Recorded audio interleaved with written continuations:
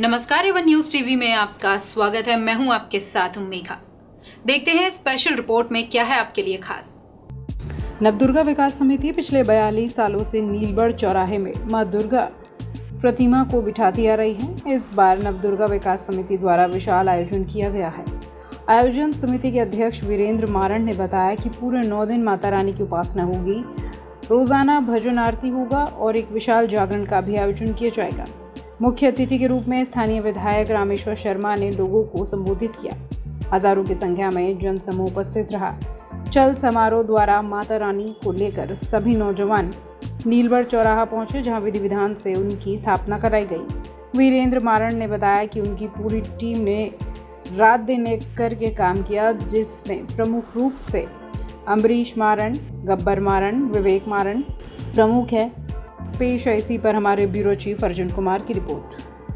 सहयोग के कारण नवदुर्गा उत्सव समिति नीलबढ़ लगातार 42 वर्षों से इस चौराहे पर धार्मिक आयोजन करती आ रही है। लगातार 42 वर्षों से इस नीलबढ़ चौराहा पर भव्य दशहरा उत्सव का कार्यक्रम भी किया जाता है। आप सभी इन ऐतिहासिक कार्यक्रमों के साक्षी हैं और इसी प्रकार आपका स्नेह, आशीर्वाद, सहयोग समिति को इस क्षेत्र के युवाओं को मिलता है। उसी क्रम में आज नवरात्रि के प्रथम दिन मां भगवती का आगमन का कार्यक्रम आप सबके सहयोग से यहाँ पर सजाया है। 10 मिनट के अंदर मां भगवती की प्रतिमा हम सब के मध्य में यहाँ उपस्थित होगी। हम सभी बड़ी भक्ति भाव से मां भगवती का स्वागत, वंदन, अभिनंदन करेंगे। मां भगवती का आशीर्वाद प्राप्त करेंगे। तो सभी लोग मां भगवती की प्रतिमा के सामने उपस्थित होकर मां भगवती का आशीर्वाद प्राप्त करें और जयकारे में और भक्ति में कोई कमी नहीं आनी चाहिए, क्योंकि शक्ति का प्रतीक है मां दुर्गा। मां दुर्गा जब अपने रूप में आती है तो काली बन जाती है। काली बनकर राक्षसों का, दुष्टों का संहार करती है।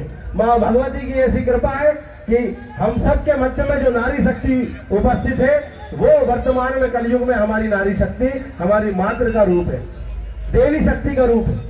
9 दिन ये हम सब के लिए बड़े भक्ति के दिन है, बड़ी सेवा के भाव है, बड़ी शक्ति के साथ हम हमारे पर्व को मनाएं। नवरात्रि का पावन पर्व हम सब हिंदुओं के लिए, सनातनियों के लिए बड़ा गर्व का त्योहार है और समस्त त्योहार हम सभी हिंदुओं के लिए बड़े गौरवान्वित वाले त्योहार होते हैं कि हमारे आराध्य, हमारे इष्ट, हमारे देवी देवताओं को हम प्रसन्न करने के लिए पूजा अर्चन करें, उनकी सेवा करें। मां भगवती की ऐसी कृपा हम सब पर, पूरे क्षेत्र पर इसी प्रकार निरंतर बढ़ती रहे।